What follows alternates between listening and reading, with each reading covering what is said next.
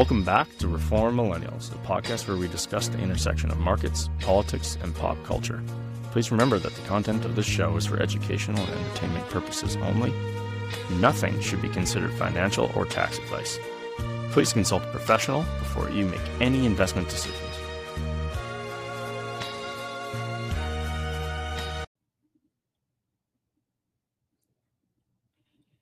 Morning, Joel. How's it going? Morning, Mel. I'm doing well, thanks. How are you? I'm doing well. It's like the crazy busy time of year for politics with budgets and legislation and everything happening. So it's good, and crazy in your world too, I know. Yeah, they say that decades happen in weeks. And I'm pretty sure over the last, call it 10 days, we experienced an entire century. If you feels like that, doesn't the it? end of the month of February and then woke up today, I think you'd assume that the entire world has changed. I saw a very interesting meme the other day where it was a picture of the Clinton government. And if you would have told them that the host of The Apprentice was going to be the administration that bombed Iran, they would have just been completely shocked. They never would have been able to believe that. I saw that one. I also saw one of Bush's administration in the early 2000s with Condoleezza Rice and Colin Powell and all of those. And it was like, never thought you'd be back wishing for this crew to be in charge or something like that. It is quite funny how when we're in the situations, we don't always have the context, right? Yeah, completely. It feels like a dystopian future, but I hopefully the goal of today's podcast, we can put everything into context and put a nice little bow on it. That's probably unlikely, but we're going to touch on the Iran war. We're going to talk about Anthropic and their standoff with the Department of War, touch on the Alberta budget that came out just a couple of weeks ago. Obviously, how relevant is that as of today? And then we have, to me, what is going to be the most impactful two issues heading into the US midterms, and even just Alberta and Canadian politics in general, the two items that I think weren't necessarily top of mind last election, but will be moving forward. So I think let's knock off Iran to begin with. What we were rudely reminded of today is that guns always matter. Multiple politicians mentioned that there needs to be some form of international law upheld, that these things go against those laws.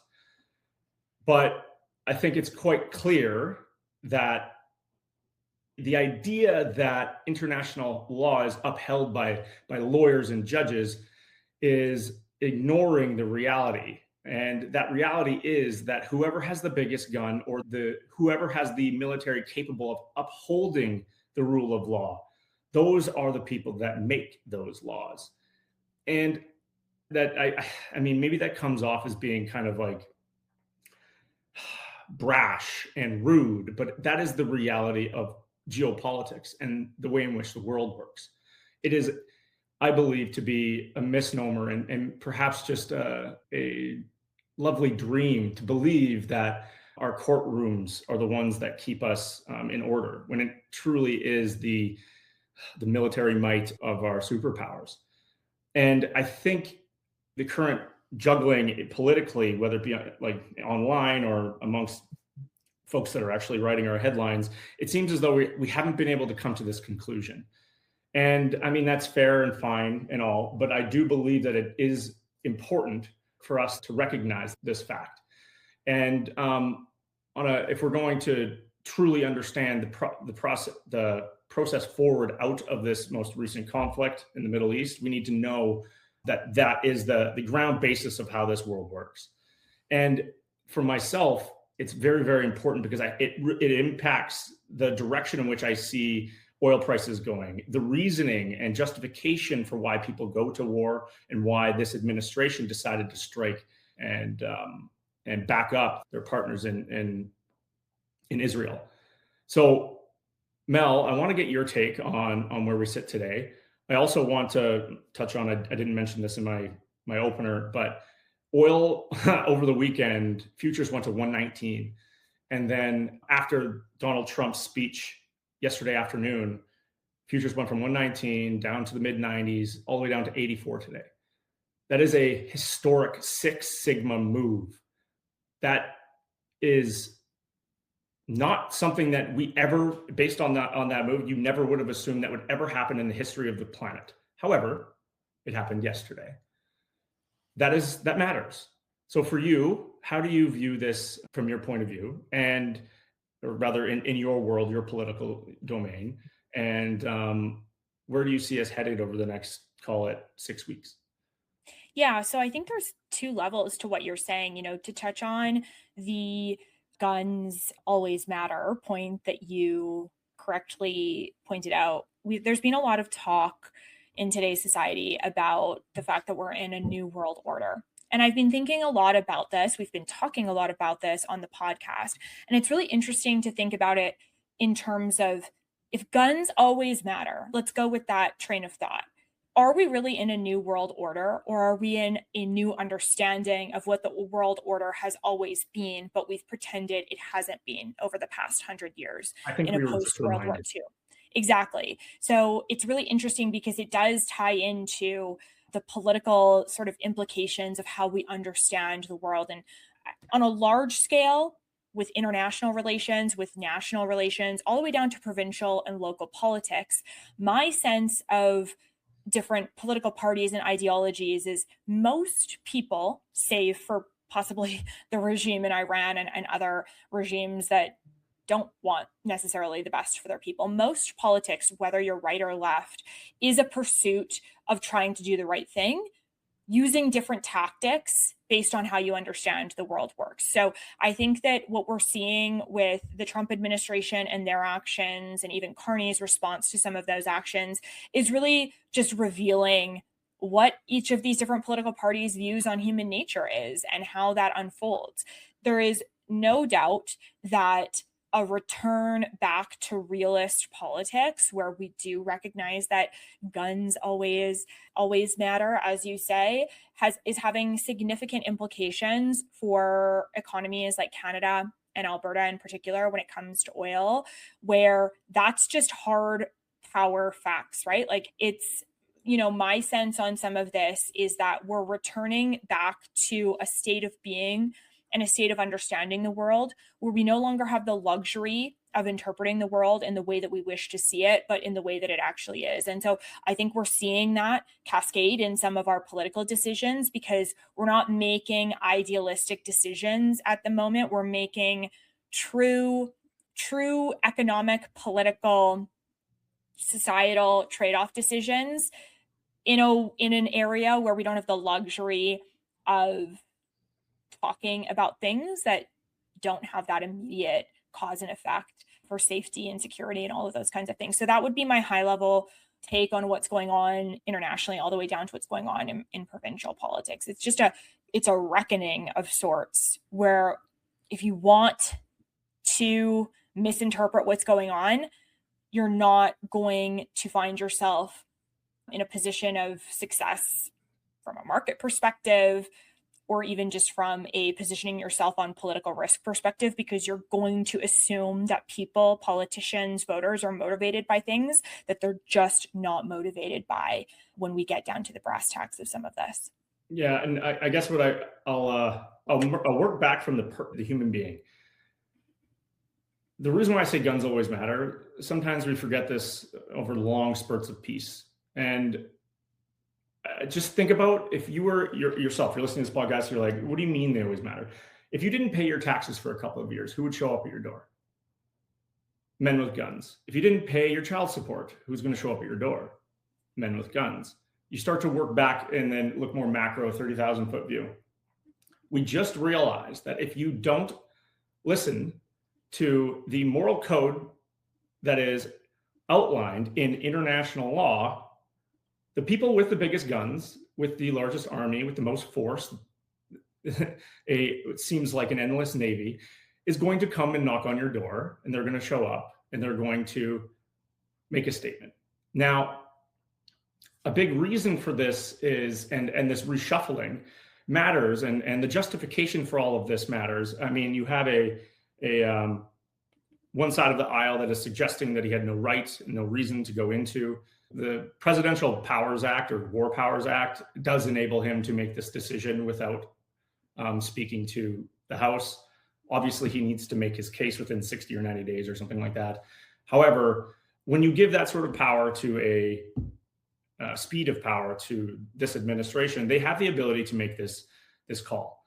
And I believe that over the last 10, maybe 15 years, we've seen the United States structurally position themselves to be able to go on this most recent, I think, international node securitization, where they are, one, they've made a very significant, or they've made some significant inroads in South America via Venezuela, to a lesser extent Cuba, and then very recently, a couple of days ago, you saw a court ruling in the Panama Canal, which is no longer allowing Chinese ships to flow.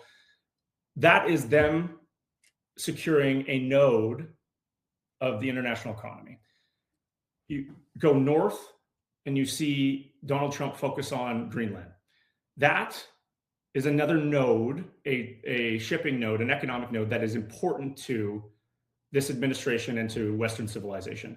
He's made inroads trying to secure that area. Now we're seeing a continuation of a reorganization of the Middle East, more specifically the Gulf states. Those are the lion's share of energy producers.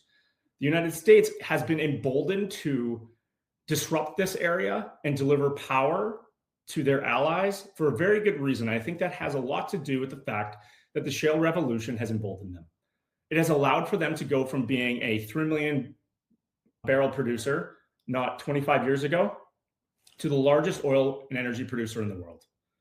And as a result of that, they are now able to restructure and to reposition themselves with their military, their Navy, to ensure that the international law that they have upheld for the last nearly 100 years, let's call it 90 or 85, they are able to then use that military to ensure that that can be maintained, because they now have energy security to an extent that they didn't have 35 years ago or 40 some odd years ago when Bush Sr. was in, and Clinton, Bush Jr., Obama, etc.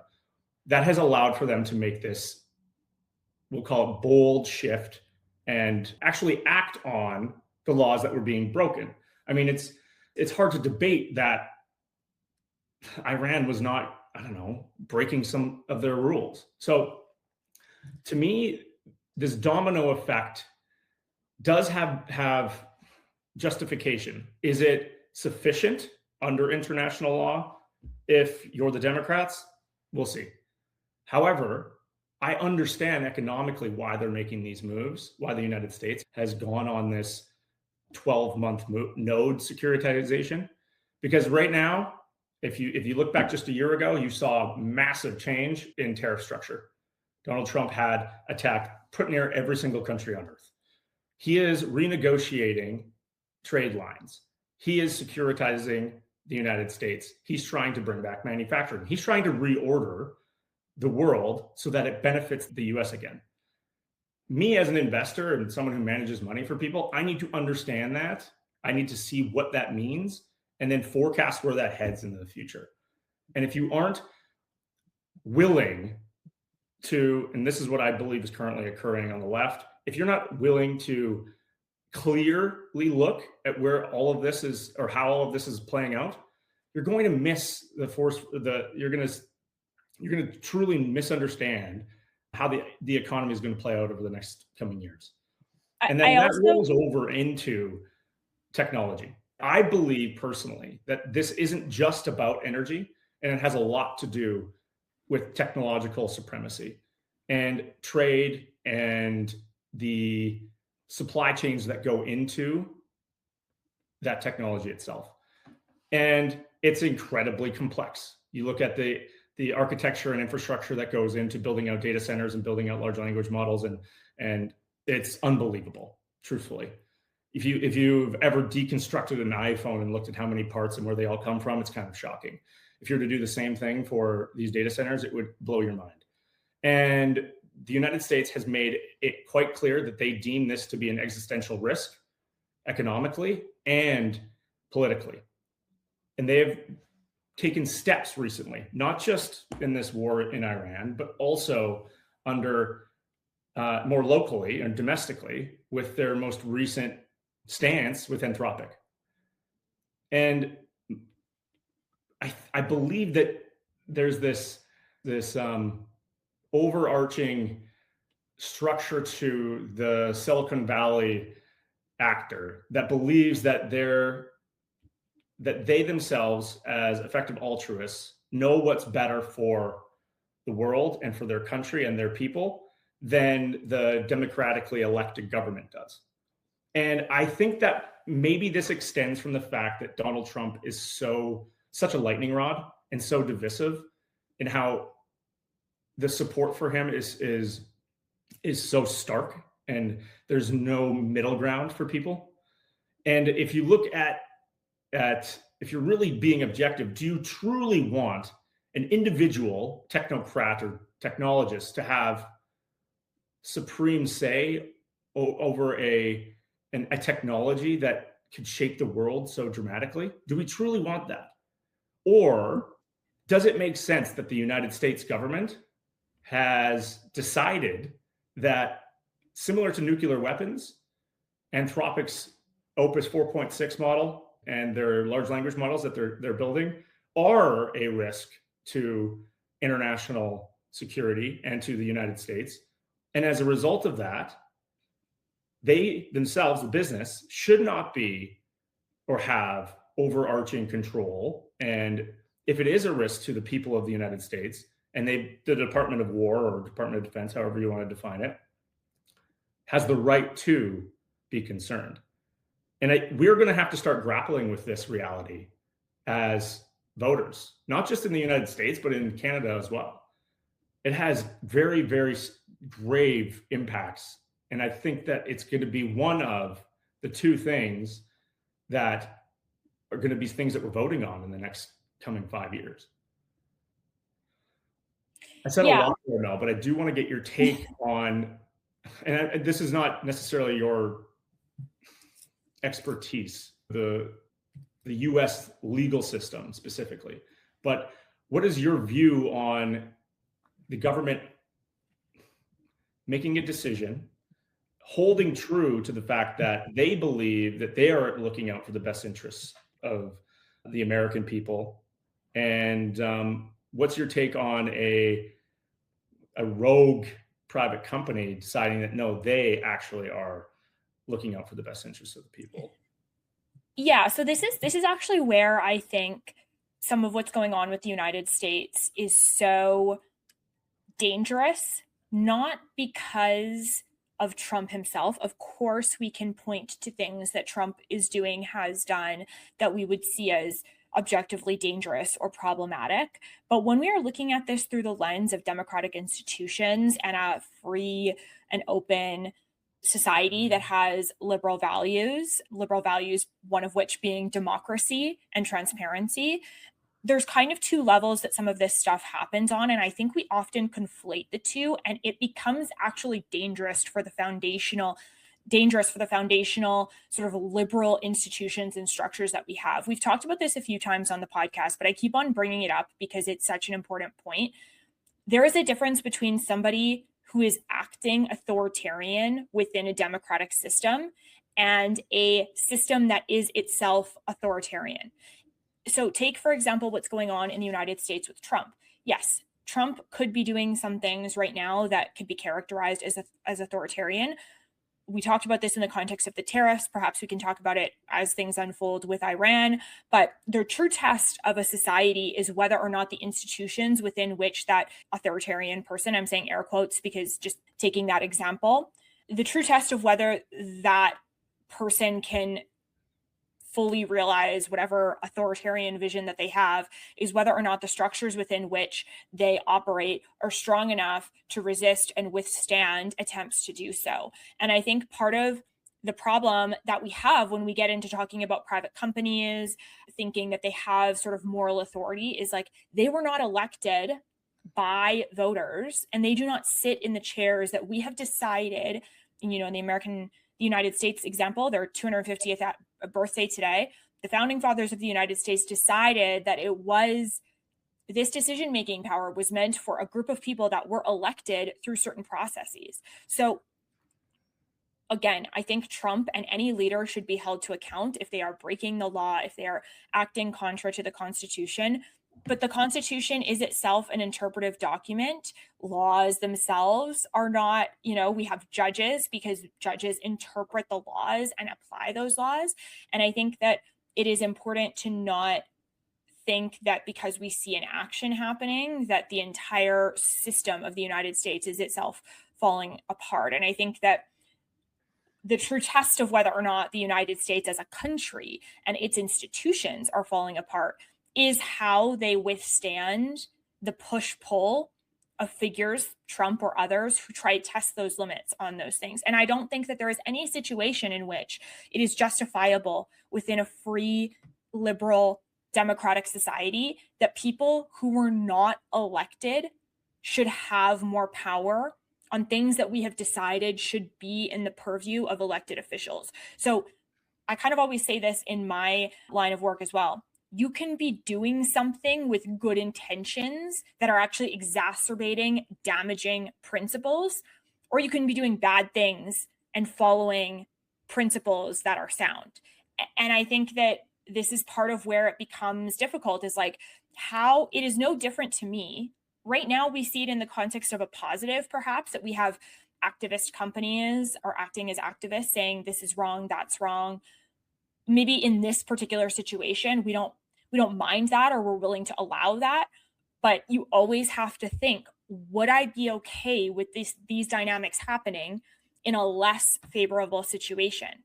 And I think that's where we sometimes miss the plot with some of this, is like fighting for the institutions that underpin a liberal democratic society, even when the people who are in those positions right now are doing things that we don't like, is itself very important.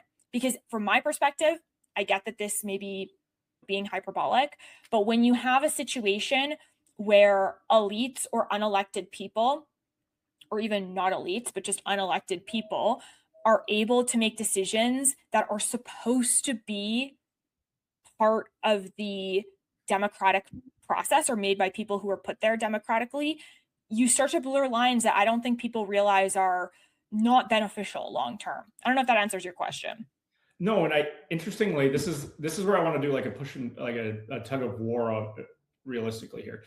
We have this new reality that didn't exist the last time we had an existential supply chain risk, or something that drew risk to the international order. And the reason being is the last time we had a project or a technology like this, it was something similar to probably like the internet didn't have these sort of capabilities, and it didn't have this risk attached to it. A nuclear weapon did. The difference being is that nuclear weapon was funded by the US government. Therefore, it was owned by the US government. This time, our capital markets and our we'll call it research and economic engine is so deep and so vast that it has now eclipsed the United States, and individual companies themselves are better customers than the US military is. And as a result of that repositions power. And so you have corporate entities and CEOs and consumers that are actually more important to these companies than the government is, which then puts us in this odd position where you have these CEOs, individual private citizens, who have, I think, inflated beliefs and egos to think that they themselves are better arbiters of truth and better we'll call it stewards of technology and weapons. So that is going to cause a lot of issues politically. I think that this is going to be not something that is easily reckoned with, and especially during during a political climate, or inside of a political climate that is so divided at the moment. It makes it very challenging. In order for this to be dealt with properly, and I think with high support, I believe that you're going to need a more centrist government in order to deal with it. We don't currently have that. So how I view us working our way out of this, I think that this is, unfortunately, I'm not sure we have the political will to deal with it properly. We need to see proper guidelines and structure around our technology. And I'm not sure that we're going to be able to outline proper policy fast enough to deal with it. It's coming fast. And this brings me to the second layer of issues that I believe are going to be the top of mind and votable. And it's kind of a double-edged, or not double-edged, but it's a two-sided thing. And this is downstream from technology, and more specifically AI. It's going to be employment becoming a problem. This most recent week in the United States, employment went to 4.48 or almost 4.5 unemployment. It was a very weak number. You then contrast that with Canada and our GDP numbers, and we're starting to see a deceleration of our economy. That is also being echoed in the United States. That is a concern. Can you blame most of that on AI? I'm not sure. If you look at the amount of jobs being cut at some of the largest technology companies, it sure seems as though it's influencing them to shrink their workforce. Now, you couple that with some of the other industries, and it also maybe tells you a story that the economy is slowing down when you look at the services industry, or the service and entertainment, hotels, restaurants, etc. But what is being blamed? What, from a headline risk perspective, who's being blamed for these issues? And it's not that the economy is slowing down. It's not because rates are high. It's because of the voting population is very, very attuned to large language models and what they're doing and what they're capable of. And the blame is being thrown on those businesses, which is going to put these effective altruists in a very challenging position. However, it is also going to make it difficult to construct policy that properly, one, I think, puts a leash on and then allows for AI to not just be controlled, but also run and outcompete the East, or we'll call it our moral adversaries. There is a balance to be struck here. And then the second leg to this is actually the commodity cycle that we're going through. Right now, oil obviously being top of mind, it going from 119 back down to 84. An $84 barrel of oil is very expensive and very inflationary on a whole. That isn't just going to affect gas prices, which is obviously very noticeable and something that everyone sees when they drive down the road. It's also going to impact fertilizer. It's going to impact food costs. It's going to impact quite near everything. And downstream of that is a constraint on a pocketbook. And that pocketbook was the reason why Donald Trump was voted in. And it was also the biggest reason why Trudeau was kicked out. And if you start to see a cost of living increase, that it starts to spiral out of control, what is going to get blamed? I'm not so certain that they're going to blame taxes. I don't think they're going to blame even politicians. I think that what's going to start getting a lot of focus is going to be the AI infrastructure. It's going to be the amount of capex that these large companies are spending. It's going to be these technocrats, super CEOs, and private citizens. And I'm not sure how we're going to be able to balance that. And it's going to become very important for us to reckon with. And if you're investing around this, you really need to understand what's coming. Because for the last 18 months, 24 months, we've seen unfettered support and investment in building out the infrastructure. We keep on clapping and celebrating large language model improvements. But the last 3 months, we've seen software companies collapse in terms of market cap value, in terms of multiples. Certainly they're profitable still, but holy mackerel, every time Claude comes out with a new update or release, the stock of another software business gets absolutely obliterated. This has ripple effects. You're starting to see it in private credit. Private credit was a large buyer and roller upper of software businesses at very high multiples. Vintages of 2021, 2022, private equity and deployment are getting absolutely obliterated. These vintages are being discounted by 80% on their equity.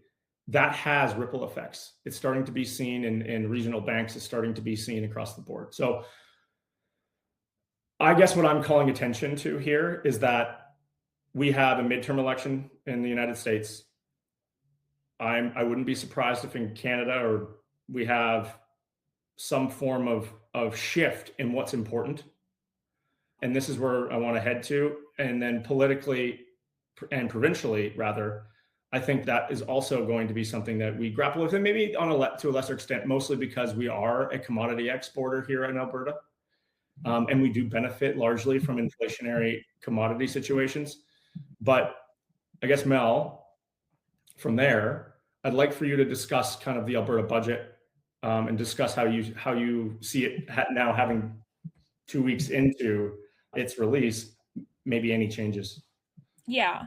So just to touch on one of the things that you said, sort of as it relates to some of these AI companies, you said something really interesting. You talked about the fact that people may start to blame these companies and where the sort of responsibility for some of that is going to fall.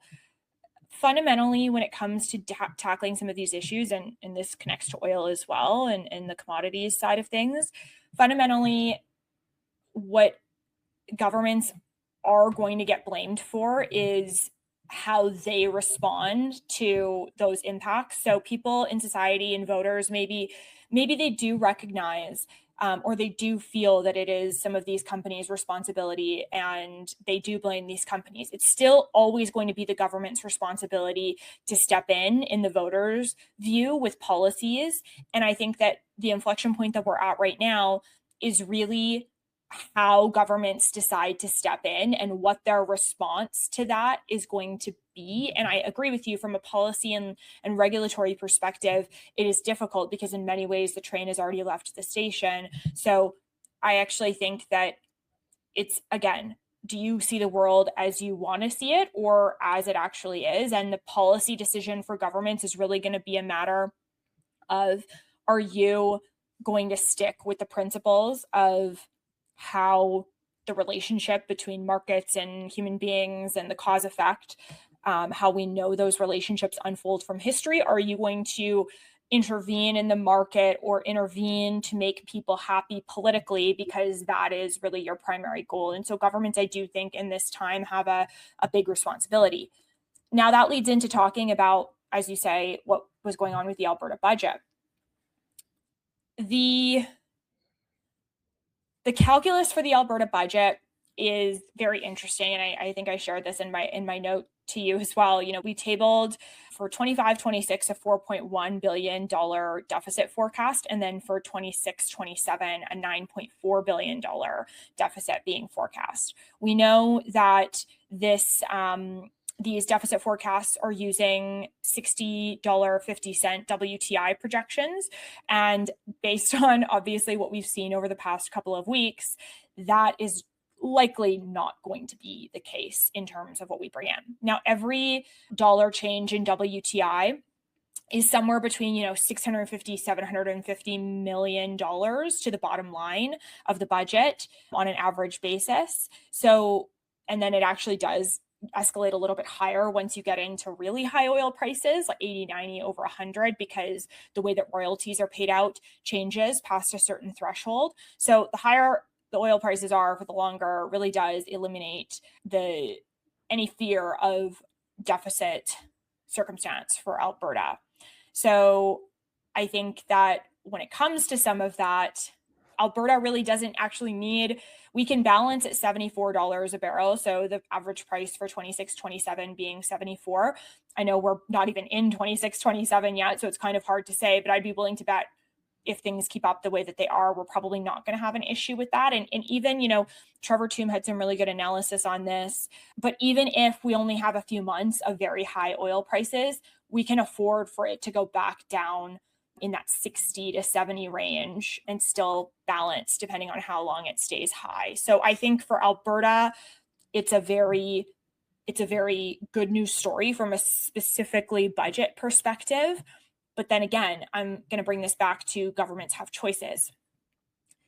If Alberta ends up finishing 25-26 and 26-27 with surpluses instead of projected deficits, there is that question of, okay, now what do we do with that situation? Do we continue to increase spending on operations at the level that we have been? Do we take that money and invest it in capital? Do we continue to pay down debt or reinvest into the Alberta Heritage Savings Trust Fund? And I think that the long-term thing that would be good for Alberta and Albertans for years to come is often at odds with the immediate demands that the public is asking of the government. And I think it does take some real restraint to be staring down the barrel of, let's just say, a $10 billion surplus when you thought it was going to be almost a $10 billion deficit, and still make really responsible choices. So I think that the Alberta government and taxpayers are definitely much more well positioned than Budget 2026 would have suggested, but it still is important for policymakers to make decisions that are going to have long-term benefit. And it's important for taxpayers to not punish the government for doing those things, because all we see is dollar signs and a surplus. Like, now and into the next year would be the time to set Alberta on a path that is good long-term, even though it'll be raining cash if we have above $100 barrel oil for 3 to 6 months. I tend to agree with most of that. So now we got pretty extreme backwardation in terms of futures oil and WTI pricing. So I don't believe we're going to stick in the 80s and 90s for too long. The August contract is in the low 80s at the moment. But with that in mind, I think that it would be, with having you here, I think it would be much more important for me to maybe ask the question of, okay, yeah, we're going to likely run a surplus this year or something close to run a budget that looks drastically different than what was presented to us 2 weeks ago. That's great, all well and good. But what I want to maybe pick your brain about is, like, how is this current Alberta government feeling given this new reality? And when you say act responsibly, what does that mean? Because from my perspective, they spent quite frivolously in this most recent budget. There was zero cuts to government size in terms of labor. And they gave pretty sizable sums of money to healthcare and education. What is going to change, if at all? And are we going to see a adoption of technology internally? What does that mean? Shrinkage of government. And then 2, will there be any sort of changes to infrastructure investment? Because to me, if I'm a 30-some-year-old voter and taxpayer, that's what I'm looking for. Mm-hmm. We're investing in Alberta. I'm looking for infrastructure investment. Yeah, so good question. So I think being responsible is, from my perspective, if we're looking at it just from a fiscal responsibility perspective, being responsible with the surplus would mean that the surplus is allocated as follows: continuing to pay down chunks of debt in a way that brings Alberta's debt load down over time. Of course, there's an art to that in terms of how the debt is structured and all of these things, and smarter people than me in finance are looking at that. But paying down debt, investing in the Alberta Heritage Savings Trust Fund to continue to grow that fund to $250 billion by 2050, which is their goal. And they've grown it pretty significantly by just reinvesting investment income back into the fund, not taking it away, and making chunks of deposits where they can in the past 5 years. It is also looking at some of the operational spend. But again, the issue is that, you mentioned that there weren't really any cuts to FTEs. Well, counted in those FTE numbers in the budget are healthcare workers, are teachers, are public servants like that. So I think that it's important to say, the government is paying for more than just the administrative roles within government to administer government. And of course, there's a business case to be made for continuing to find efficiencies there. But the issue is that if you treat the government bureaucracy in particular, so not physicians or nurses or teachers, I'm talking about the people who are working within the government departments, if you treat those people during a time when you're trying to do pretty big things in a way that they feel disrespected or that their jobs are on the line, there is a culture, and I think I'll probably get in trouble for saying this, but there is a culture within union and public sector environments where the response to that, or the response to that being perceived to being treated like that, is, well, fine then, I'm going to internally sabotage or not go above and beyond. And again, that's not necessarily the individual fault of people who are in those environments. We've created the kind of, moral hazard and structure where that's possible. But I don't think it's responsible for government, when they're trying to do really big things, to also make massive cuts to the public service, because those same public servants are responsible for implementing the agenda. And Alberta is not in a great spot right now when it comes to healthcare, education, in backfilling the massive infrastructure and operational needs as a result of high population growth. So I agree with you, Joel. I think there's a place for that, but I think just even from a management perspective, like, government's still a business in that way. You don't have the luxury of running that in the way that you would a private sector.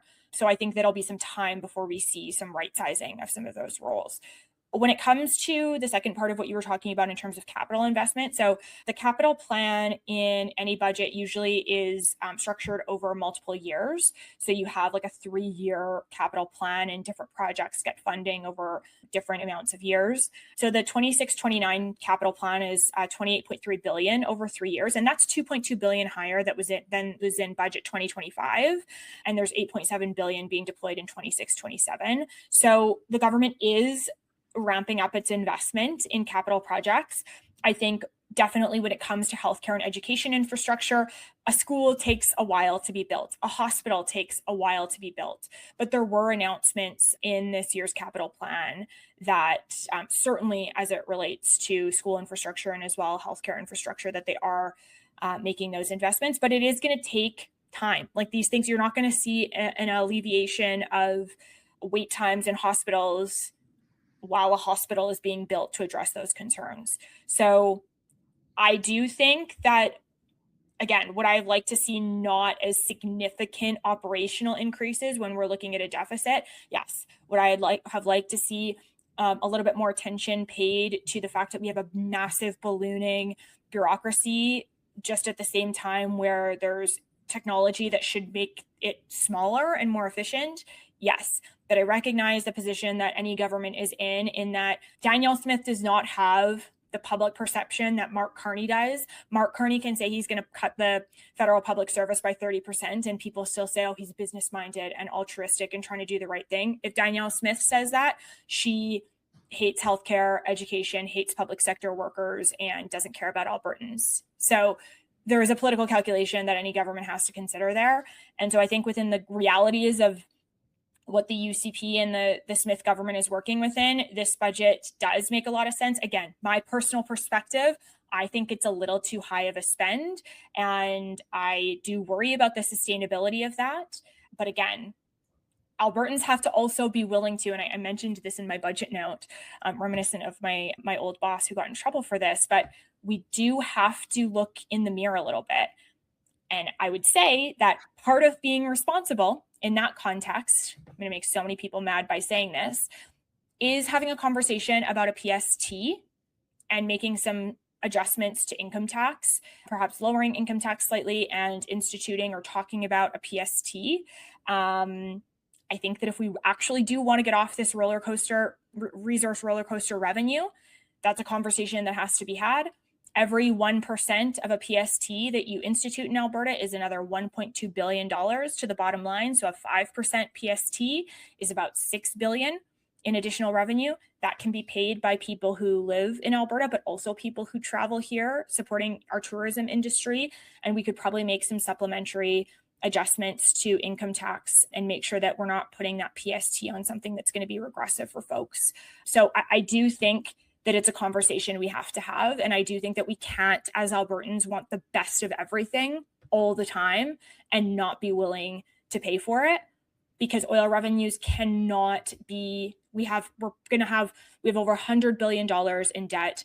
We have to grow our Heritage Savings Trust Fund. We have a massive infrastructure deficit that we need to backfill. Yes, we're lucky as Albertans. Yes, we have a tax advantage, but we don't live in a world where everything is free anymore, especially with geopolitical uncertainty. So I do think, maybe that makes me not conservative, but I think A consumption tax is less regressive than income tax. So let's talk about it. Let me qualify. I would say that is the most conservative view on tax increases. I would say, and I would only want to add to what you're suggesting, because I'm a big believer in consumption taxes, and I think that productivity taxes are regressive. If we saw a balance of, let's say, a 5% PST with a matching $5 billion reduction in income taxes for those that actually need the increased income, that would go a long ways to providing legitimate equality redistribution, because the folks that spend the most are the ones that earn the most. However, they also employ, and if you gave them more money to employ and to drive business revenue, I'd be very shocked to not see that this being positive sum for our province. So I would be all for a policy where they institute a 5% PST with a equal reduction, or very, very close to equal reduction on the income tax side.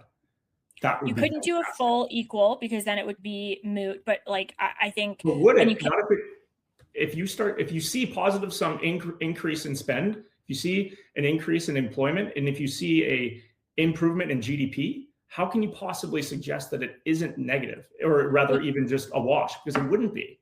It wouldn't. I don't think it would be responsible. Like, I shouldn't say we can't. They can do whatever they want. Probably not seeing a reduction in corporate tax decreases, because we've already brought those down pretty significantly. Personal income tax.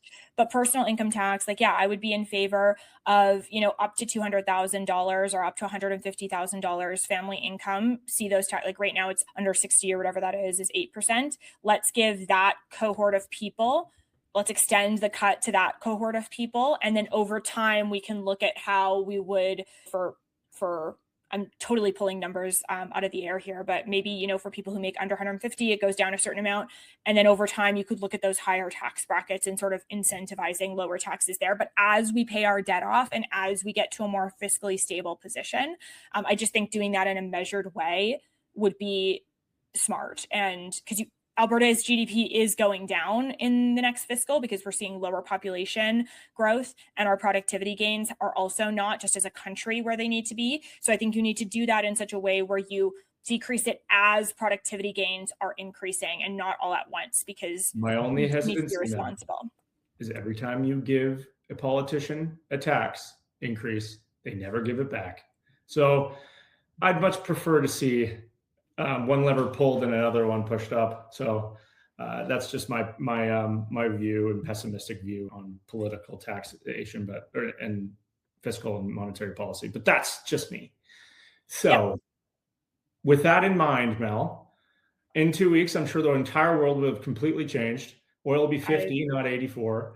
And don't say that. We can't go that low. Come on, it won't be 50. Don't even. No, you're right. That would be shocking. But I'm hopeful that we see perhaps some of this fog of war start to shed away, and we have a little bit of clarity heading into the summer and spring, because I believe that our Canadian economy needs it.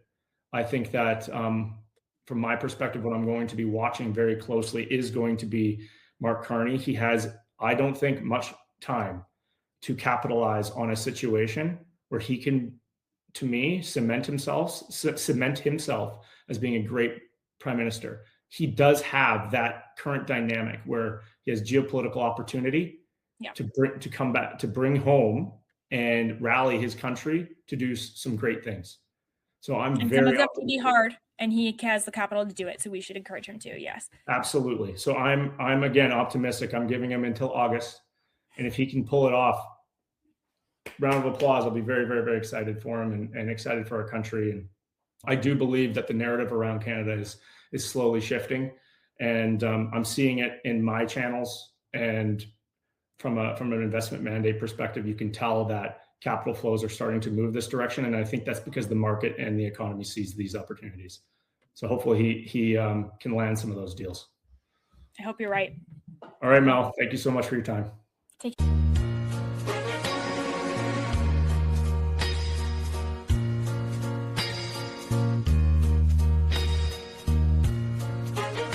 That's all for today. Thanks for listening. If you found this valuable, please subscribe and share it with a friend. As always, the information on this podcast is for educational purposes only. and should not be considered financial and or tax advice. Please consult a licensed professional for your own personal situation.